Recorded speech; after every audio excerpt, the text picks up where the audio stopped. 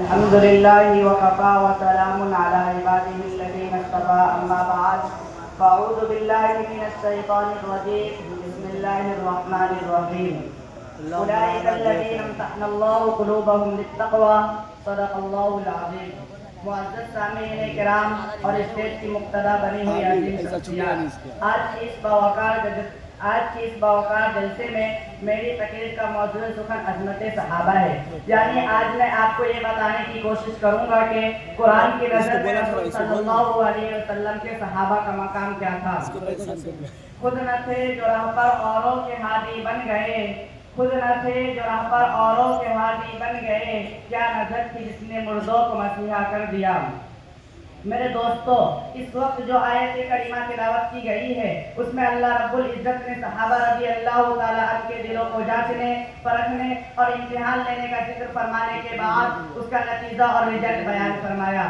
ارشاد فرمایا اولئک الذین امتحن اللہ قلوبہم للتقوی، کہ یہی وہ لوگ ہیں جن کے دلوں کو اللہ رب العزت نے جانچ لیا ہے تقوی کے لیے. میرے بھائیوں، کالج، یونیورسٹی، مدرسہ اور مکتب میں امتحان قابلیت کا ہوتا ہے، صلاحیت کا ہوتا ہے، استعداد کا ہوتا ہے، کبھی تحریری ہوتا ہے تو کبھی تقریری. لیکن عشق رسالت کے متوالوں کو جب امتحان گاہ میں لایا گیا تو اعلان ہوا تمہاری صلاحیتوں کا، تمہاری قابلیت کا اور دنیا کے کسی بھی مضمون کا امتحان نہیں لیا جائے گا، بلکہ تمہارے دلوں کو جانچا جائے گا، تمہارے دلوں کو پرکھا جائے گا کہ اس میں توحید جیسی سچائی رکھی جا سکتی ہے یا نہیں، اس میں ایمان کے موتی رکھے جا سکتے ہیں یا نہیں، کہیں کوئی خرابی تو نہیں آئے گی، کہیں موتیوں کا رنگ تو نہیں بدل جائے گا. میرے بھائیوں، یہ امتحان اتنا سخت کیوں ہے؟ یہ ارادہ امتحان کیوں ہے؟ ایسی کون سی بات ہے جس کو اپنے نبی کے ساتھ جوڑنا ہے؟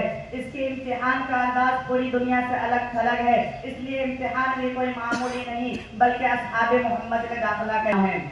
اور امتحان لینے والی وہ ذات ہوگی جو عالم بذات الصدور ہے، تاکہ شروع میں ہی یہ بات طے ہو جائے کہ جو دائرہ اصحاب میں داخلہ لینا چاہے وہ کوئی چیز لے کر نہ آئے، وہ صرف اور صرف اپنا دل لے کر آئے. اس کے دل کا امتحان لیا جائے گا اور پاس ہونے پہ اسے محمد صلی اللہ علیہ وسلم کا صحابی ہونے کا شرف حاصل ہو جائے گا.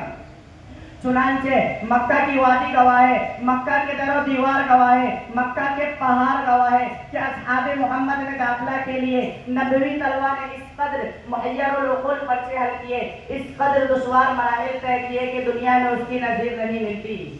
معزز سامعین کرام، کسی کے کلمے کا گواہ اس کا فاعل ہے، کسی کے کلمے کا گواہ اس کا مرشد ہے، کسی کے کلمے کا گواہ اس کا استاد ہے، لیکن صحابہ کرام کے کلمے کا گواہ وہ اللہ جو عالم الغیب والشہادت علیم بذات الصدور ہے. وہ خود ارشاد فرماتا ہے الزمہم کلمۃ التقوی، کہ آندیاں آئی صحابہ نے کلمہ نہیں چھوڑا، جمے رہے. طوفان آئے صحابہ نے کلمہ نہیں چھوڑا، جمے رہے. حضرت فضیل رضی اللہ تعالیٰ عنہ کو تختہ دار پہ لٹکا دیا گیا، کلمہ نہیں چھوڑا، جمے رہے. اللہ کو ان کی یہی ادائیں پسند تھی، اللہ کو ان کی یہی وفائیں پسند تھی، اللہ کو ان کا یہی کردار پسند تھا. اسی وجہ سے اللہ رب العزت نے فرمایا الزمہم کلمۃ التقوی. اس سے آگے میرا رب کہتا ہے وَكَانُوا أَحَقَّ بِهَا وَأَهْلَهَا، کہ کلمہ کے حقدار سب سے زیادہ یہی لوگ ہیں. حضرات، کانو احق بہا کیا مطلب بنتا ہے ذرا غور سے سنیے. عقیدہ توحید صحابہ کو مل گیا، کیوں؟ اس لیے کہ صحابہ ہی کانو احق بہا، والسابقون الاولون کا اعزاز صحابہ کو دیا گیا، کیوں؟ اس لیے کہ صحابہ ہی کانو احق بہا، لہم مغفرۃ واجر عظیم کا اعزاز صحابہ کو دیا گیا، کیوں؟ اس لیے کہ صحابہ ہی کانو احق بہا.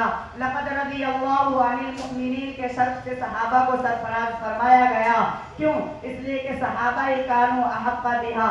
صدیق اکبر کی جھولی میں نبی کو سلایا گیا، کیوں؟ اس لیے کہ وہی احق بہا. عمر فاروق کے رائے کے مطابق قرآن نازل کر دیا گیا، کیوں؟ اس لیے کہ وہی احق بہا. عثمان غنی کو آپ صلی اللہ علیہ وسلم نے ذو النورین کا لقب دیا، کیوں؟ اس لیے کہ وہی احق بہا.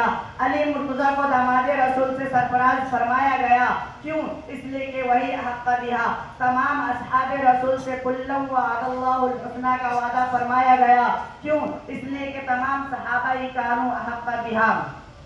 معزز سامعین کرام، اس سے آگے اللہ رب العزت قرآن میں فرماتا ہے وَأَهْلَهَا. قرآن کے لفظ اہلہا پہ ذرا غور کرتے ہیں. صدیق اکبر روضہ انور میں کیوں آرام فرما ہے؟ آواز آتی ہے اہلہا، وہی اس کے سب سے زیادہ اہل ہے۔ عمر فاروق نبی کے وزیر کیوں ہے؟ آواز آتی ہے اہلہا، وہی اس کے سب سے زیادہ اہل ہے۔ عثمان غنی کو آپ صلی اللہ علیہ وسلم نے 2 بیٹیوں کا رشتہ عنایت فرمایا، کیوں؟ آواز آتی ہے اہلہا، وہی اس کے سب سے زیادہ اہل ہے۔ غزوہ تبوک میں امیر مدینہ کا اعزاز علی مرتضیٰ کو دیا گیا، کیوں؟ اس لیے کہ وہی حق بہا، تمام رسول سے کلہ وعد اللہ الحسنہ کا وعدہ فرمایا گیا، کیوں؟ اس لیے کہ تمام صحابہ ہی کانوا حق بہا۔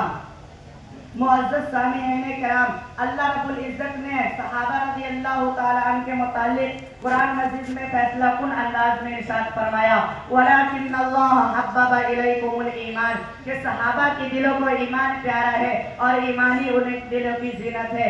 ایک دوسری جگہ رب قرآن میں کہتا ہے، الَّذِينَ إِذَا ذُكِرَ اللَّهُ وَجِلَتْ قُلُوبُهُمْ وَالصَّابِرِينَ عَلَى مَا أَصَابَهُمْ، کہ جب ان کے سامنے اللہ رب العزت کا ذکر کیا جاتا ہے تو ان کے دل کانپ اٹھتے ہیں، محبوب کے ذکر سے دل کی دھڑکنیں تیز ہو جاتی ہے۔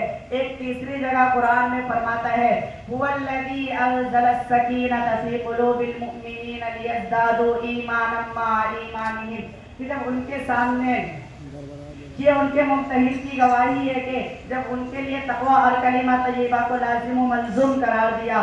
ایک چوتھی جگہ رب قرآن میں کہتا ہے، الذین آمنوا وتطمئن قلوبهم بذکر اللہ۔ میرے بھائیو، آج دنیا میں